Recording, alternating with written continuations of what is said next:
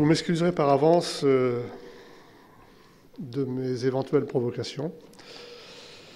Elles ne sont pas faites pour ça, mais ça me paraissait important à dire en préambule. Je voudrais remercier surtout, bien sûr, Swazig pour le travail qu'a fait là, mais aussi les élèves du CFPPA de Segré, qui sont ici, qui ne sont pas seulement viticulteurs. Il y a quelques jeunes qui s'intéressent à la vigne, mais l'ensemble du CFPPA s'est rendu aujourd'hui à notre manifestation, parce que je crois que c'est une vision de l'agriculture et du reste de l'agriculture qui est importante. C'est-à-dire que donc on regarde souvent la viticulture comme une aristocratie de l'agriculture. Et on en reparlera tout à l'heure. Mais le fait qu'on ait ici pas uniquement des viticulteurs, c'est une chose très importante. C'est des choses, à mon avis, dont il faut s'inspirer. D'ailleurs, cet après-midi, il va y avoir un témoignage d'arboriculteurs suisses qui, à mon avis, peuvent amener beaucoup dans nos recherches.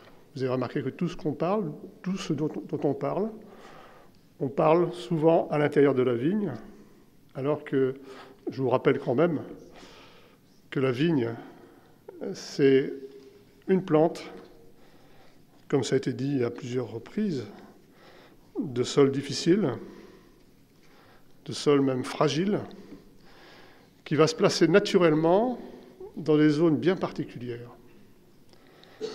C'est une plante préforestière, bien sûr, et on l'a implantée bizarrement, Jean-Michel l'a dit tout à l'heure, on l'a implantée bizarrement dans des zones qui ne sont absolument pas préforestières. Pour plein de raisons. Parce qu'on veut utiliser le fruit dans certaines conditions, justement, avec des maturités, croit-on, plus intéressantes. Mais si on resitue la vigne dans l'ambiance préforestière, donc dans l'ambiance de haies, on va s'apercevoir, et pas seulement sur le plan végétatif, mais sur le plan fructifère, d'un seul coup, qu'il y a des choses très très naturelles qui vont se dérouler. Daniel, tout à l'heure, a exprimé son vécu et son savoir autour de l'enroulement. C'est bien sûr une belle manière d'accompagner la nature de la vigne en tant que liane. Et de par le travail que j'ai fait, moi je suis installé depuis 1976. J'ai été un des premiers agriculteurs conventionnels à utiliser le désherbage total chez moi. Et pendant 10 ans, j'ai fait la provocation à mes parents en leur disant « Regardez, c'est comme ça qu'on cultive de la vigne. » Et il n'y avait pas de voisins qui utilisaient ça. Et dès les premières années, la vigne a, comme toutes les plantes, toutes les vignes qui passent en désherbage total, ont un boom explosif sur le plan végétatif. Et en 10 ans de temps, tout le voisinage est passé en désherbage total, parce que c'était quelque chose de visible extérieurement. N'oubliez jamais ça, hein. Le travail qu'on fait, si jamais il est imité, c'est parce que c'est visible extérieurement. C'est pas parce que nous on le veut, c'est parce que dans notre geste, certains sociologues appellent ça l'habitus. Vous avez entendu parler de ça certainement, c'est l'intelligence du geste. Dans le geste qu'on fait, il y a quelque chose qui leur rappelle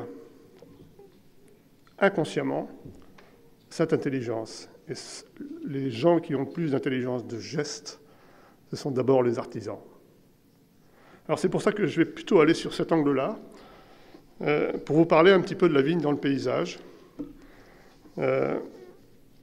Donc, à votre avis, naturellement, comment on implante la vigne? Pourquoi la vigne est dans ces zones difficiles? Tout simplement parce qu'on ne peut pas... C'est ma réponse.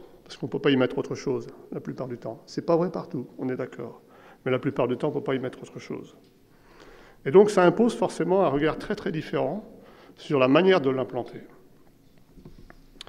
Et je crois qu'en tant que paysan, on a un rôle bien particulier à y jouer. Nous ne sommes ni des aristocrates de l'agriculture, je l'ai dit tout à l'heure, mais ni non plus des parias de la fertilité. Parce qu'il faut bien regarder aussi ces choses-là. Les gens qu'on décrit dans nos conversations entre nous, qui sont nos voisins, ce sont des parias de la fertilité. C'est-à-dire que donc, ce sont des gens qui ont intégré en eux qu'un bon paysan, c'est quelqu'un qui sait rendre fertile tout ce qu'il y a autour de lui. Il sait faire produire, et ils l'ont traduit comme ça, il sait faire produire ce qu'il travaille. Et donc, sinon, ce n'est pas un bon paysan, ce n'est pas un bon éleveur, ce n'est pas un bon praticien. Alors, je reviendrai rapidement, parce que je crois que je n'ai pas beaucoup de temps à Swazdig. J'ai un gros quart d'heure. Donc je reviendrai rapidement parce que ça me paraît nécessaire toujours pour parler de ce qui va suivre, de parler un petit peu d'histoire et de l'histoire des sols viticoles. À votre avis, depuis quand on travaille les sols viticoles?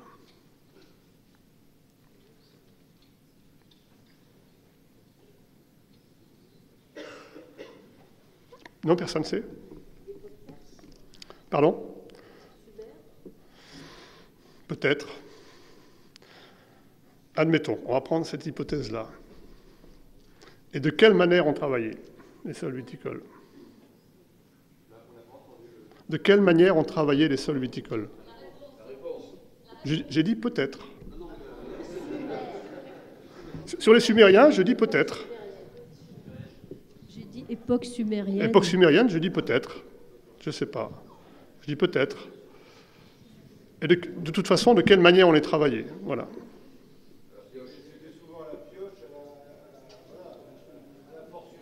Voilà. Voilà, tout à fait. Et à partir de quel moment, selon vous, on a abandonné la pioche?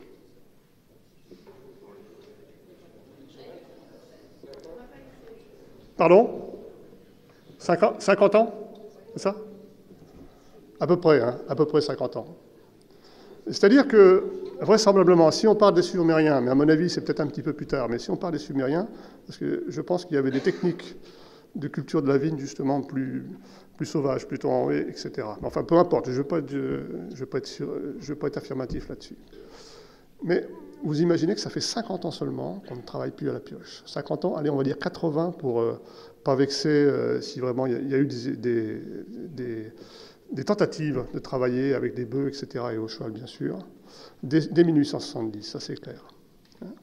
Qu'est-ce que ça veut dire? Ça veut dire que, donc, bon, allez, depuis 2000 ans, c'est sûr, depuis 2000 ans, on préserve des sols fragiles, simplement, en travaillant d'une certaine manière, c'est-à-dire peu profond.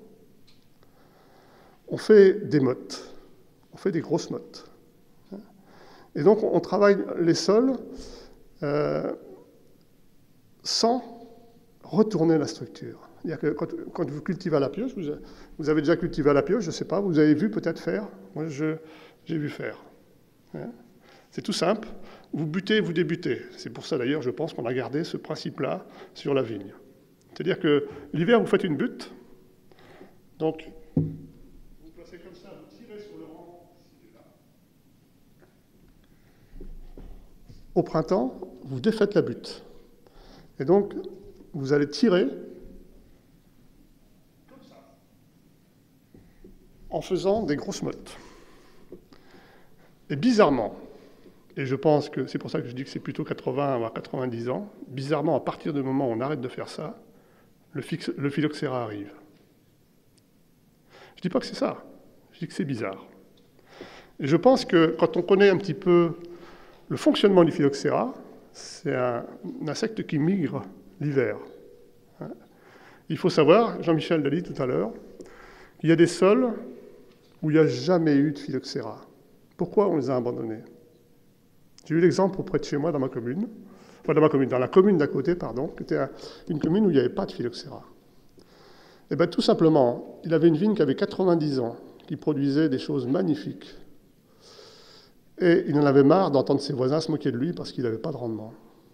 Parce qu'il ne faut pas oublier que ça a été dit hier, les pieds francs, en règle générale, ils ont des rendements beaucoup moins importants, simplement parce qu'ils sont moins vigoureux. Il y a eu une transformation phénoménale à partir du greffage, à partir du moment où on a greffé, de la vigueur de la vigne. Il n'y a pas eu seulement un bouleversement sur le plan physiologique, il y a eu un bouleversement aussi du flux de sève, donc de la vigueur de la vigne, donc forcément des rendements. Et en même temps, s'y ajouter les engrais minéraux, puisqu'on est au sortir de la guerre, qu'on a mis dans le sol et qui ont multiplié, j'allais dire, le cycle de l'azote dans la vigne. Et donc, on fait d'une plante aujourd'hui une norme qui, en fait, ne correspond pas du tout à la nature propre de la vigne et au fameux grand cru dont on parlait dans les années 20. Voilà. Ceci dit, je ne sais pas, Alain, si je suis dans ton, dans ton process, mais la manière de travailler la vigne, en fait, est très importante sur un plan très très large, beaucoup plus large qu'on le pense.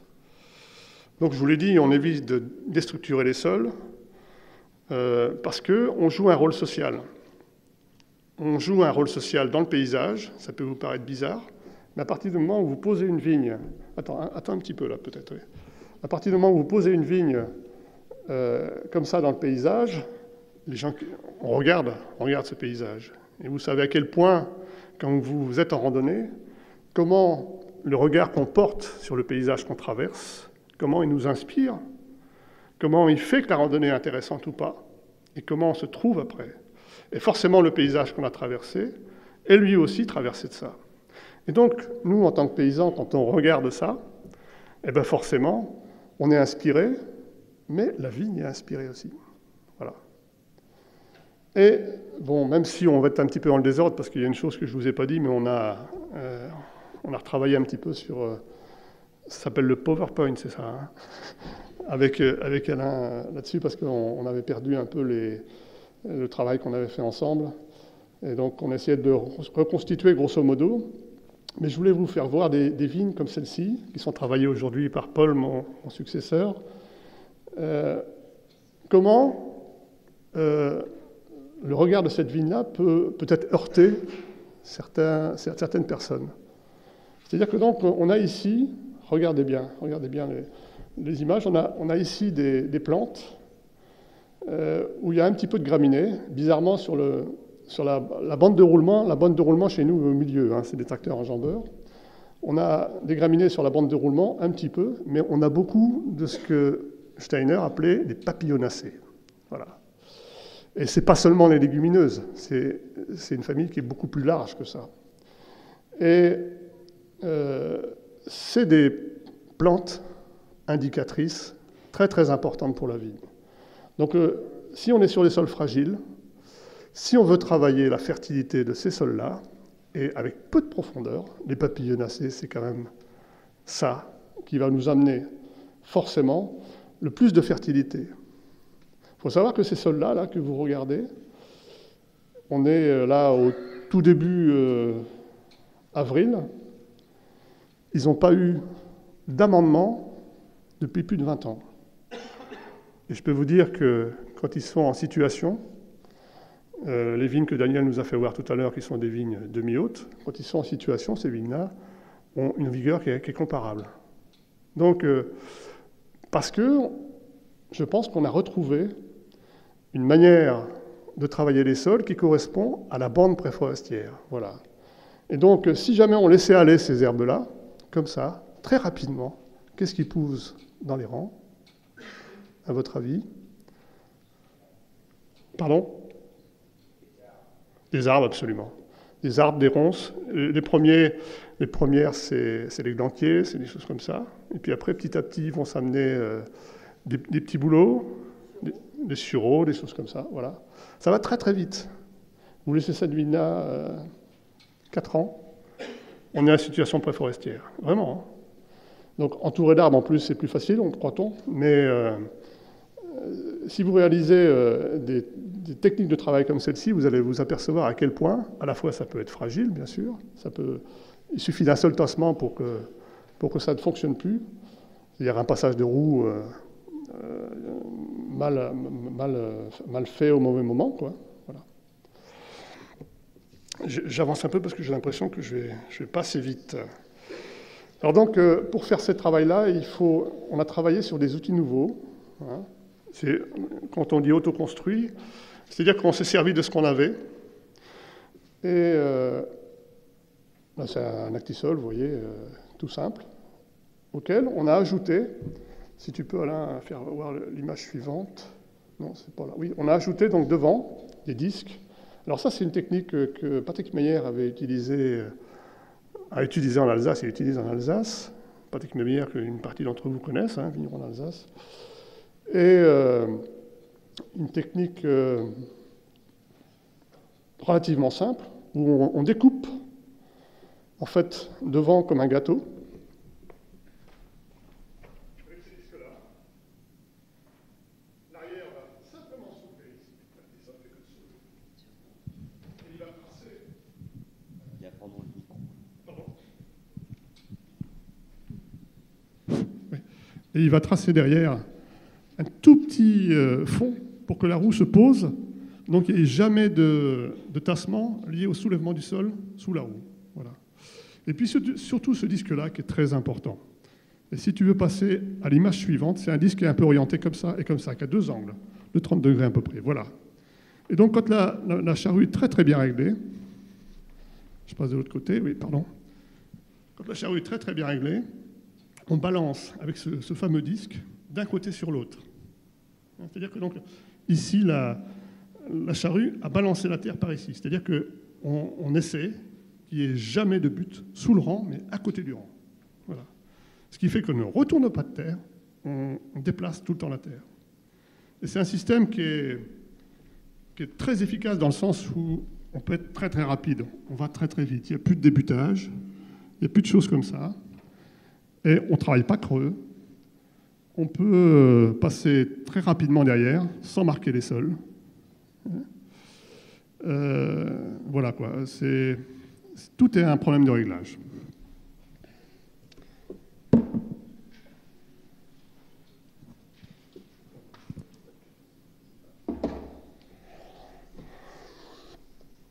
Donc on peut aussi faire des outils nouveaux comme ça. Nous, on travaille aussi avec un cheval, donc on a fait le même principe avec un cheval. Avec la jument, c'est encore un petit peu à mettre au point parce qu'on a un petit problème d'équilibre de l'outil parce qu'il est plus étroit. Il faut que le cheval quand même puisse le tirer. C'est pas très ça ne tire pas énormément, mais un cheval c'est un cheval quoi. Hein. Mais on obtient à peu près le même résultat que vous aviez tout à l'heure sur la photo. Voilà.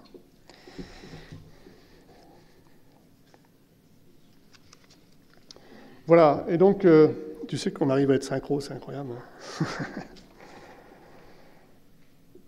Voilà, et donc voilà ce qu'on peut obtenir. Vous voyez à droite, vous avez un sol qui a été travaillé, je pense, ça fait à peu près, quand on l'avait pris chez Paul, ça faisait 15 jours, 3 semaines. Vous voyez à la vitesse à laquelle l'herbe repousse, comme quoi il y a une fertilité. Quand vous labourez, quand vous retournez, et c'est aussi ce qu'on cherche souvent, c'est que l'herbe ne repousse pas vite. Et bien là, on cherche justement à ce qu'il n'y ait pas d'arrêt de fertilité. Voilà. Regardez à gauche, donc là, c'est à reprendre. Là, ça a plus de 3 semaines de travail. Ça a été travaillé une seule fois, vous voyez en bas, là. Vous voyez les passages. Et donc, regardez à nouveau le type d'enherbement qu'il y a, quoi. Beaucoup de papillonnacées.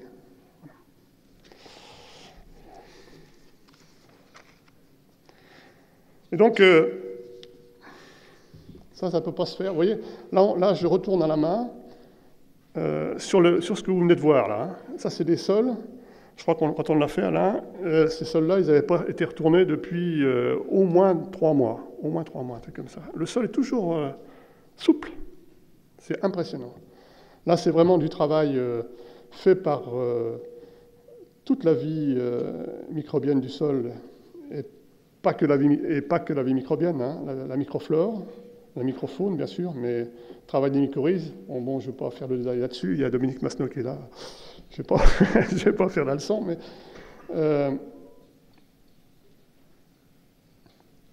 je crois que si on veut être fier de ce qu'on fait, il faut être capable de retourner son sol, quand même, soi-même, et pas avec la charrue. Hein. Ça peut être avec la bêche, hein, pourquoi pas. Hein.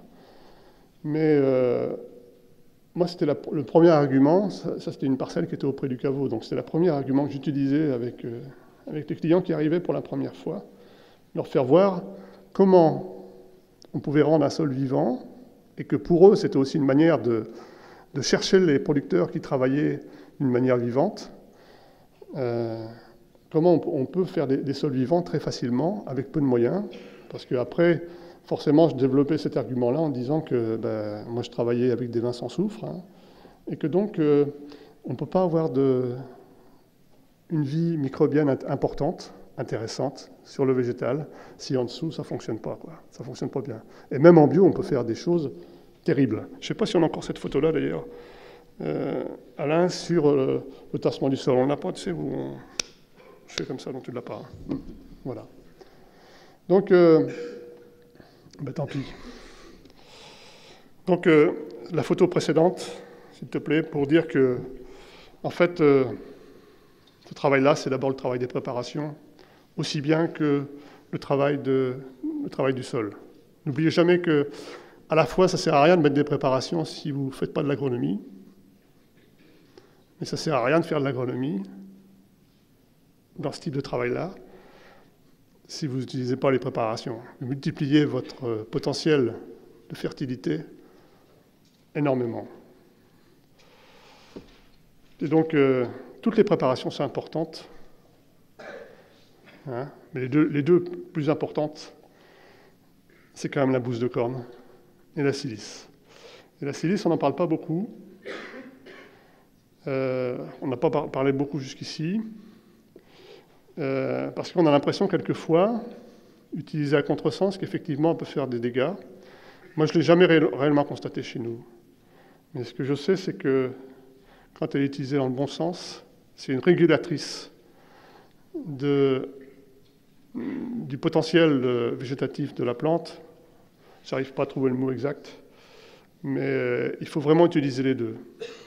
Vraiment, n'hésitez pas à faire beaucoup de bouse de corne, au bon endroit, au bon moment, mais ponctuez toujours, là aussi au bon endroit, au bon moment, avec de la silice. Très important.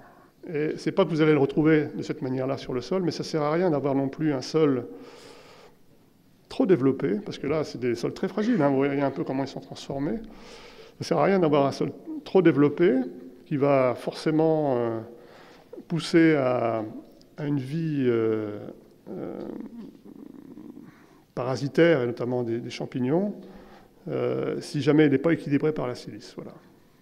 Alors c'est pas une vérité toute faite, c'est une vérité qui vous faut sentir, ça. Comme ça a été dit depuis plusieurs fois dans ces 2 jours. Voilà donc l'organisme agricole. Je crois que j'en ai parlé un petit peu. Quand même, c'est pas seulement l'animal qui est là, hein, qui fait l'organisme agricole.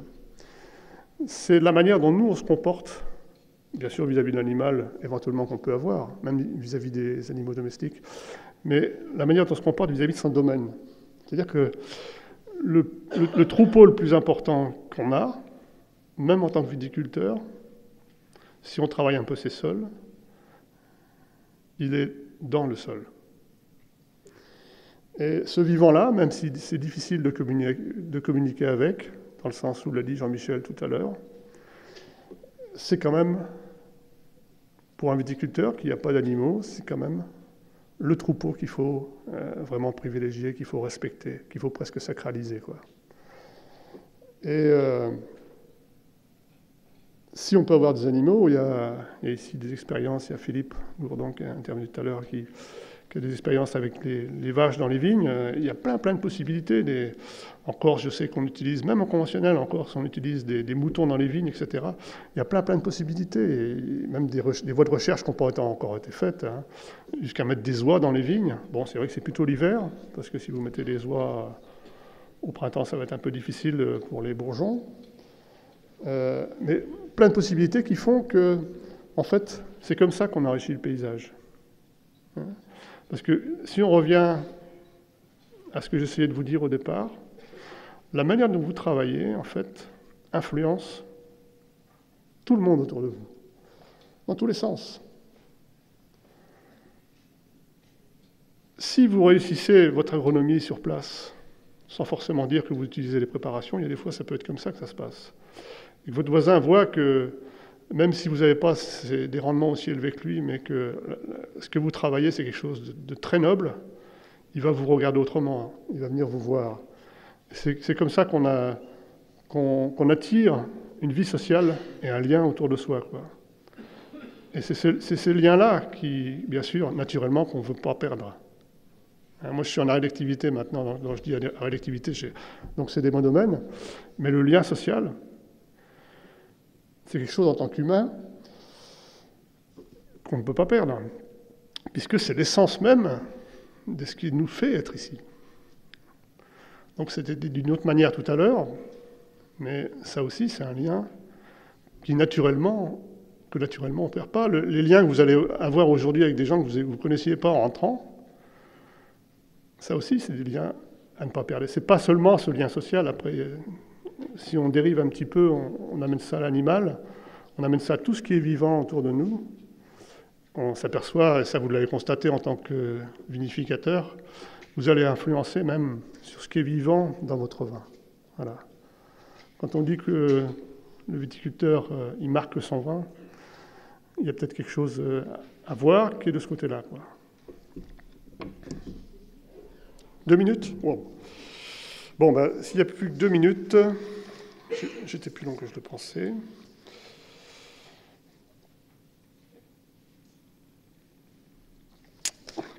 Je vais vous citer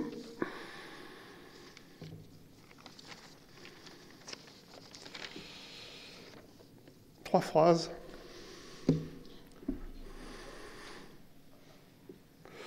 que j'ai intitulées « Faire par le soi ».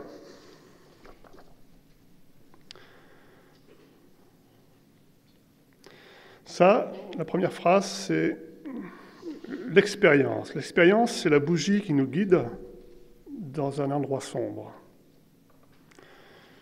Mais elle n'éclaire que nos pas. C'est-à-dire que donc, elle ne peut pas servir à celui qui est à côté, ni à celui qui est derrière.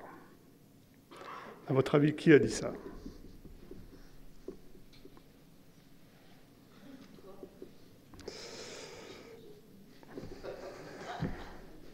Bon, je vais dire inconnu, hein, d'accord ? La deuxième, elle est un peu plus difficile peut-être pour certains, vous m'en excuserez, mais je me devais la citer parce qu'elle est tellement exemplaire. Je cherche seulement à prouver quand je ne connais pas. Le fait que l'on cherche à prouver Dieu est une preuve qu'on ne le connaît plus, qu'on ne vit plus en expérience. Car ce dont on vit en expérience, on ne le prouve pas. Au contraire. Ce dont on ne vit pas l'expérience, on le prouve. Vous savez qui c'est qui a dit ça ? Pardon ? Steiner, absolument. Dans le 5e évangile.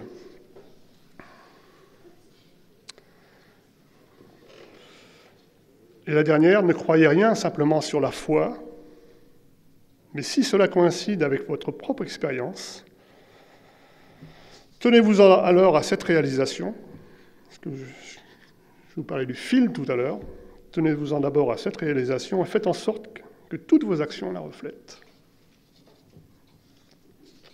Toujours Steiner. Voilà. Et c'est en plus presque paradoxal. Donc voilà, pour vous dire que j'ai beaucoup aimé ce qui a été dit hier et ce matin, et notamment quand Georg, j'espère que je prononce bien son prénom parce que moi j'ai tendance à dire Georges Messner, a parlé d'agriculteurs souverains. Voilà. Il a parlé de comment remettre des aspects humains dans les pratiques, de la conversation entre les plantes, à travers les mycorhizes, je ne sais pas si vous vous rappelez, de servir l'humanité et aider l'agriculture, ce qui avait été dit par Steiner. Voilà. Et puis ce qu'a dit Jean-Michel tout à l'heure, bon, je m'excuse Jean-Michel parce que je n'ai pas été là tout le temps, hein, mais j'étais au fond et je sais par bride, mais il y a quelque chose qui m'a beaucoup marqué, c'est à propos des plantes bioindicatrices dont je me sers beaucoup, je ne l'ai pas dit, mais vous l'avez compris. À l'inverse des plantes bioindicatrices, la vigne est une plante qu'on a mise en terre. C'est vraiment un choix de notre part, il ne faut pas l'oublier. Donc comme un animal domestique, on en a la responsabilité. Donc on doit se positionner et on doit la mettre dans les conditions qui correspondent à sa nature. Si on a une responsabilité, elle est là. Hein. Et puis le ressenti, ça peut être aussi une méthode scientifique. Voilà, merci.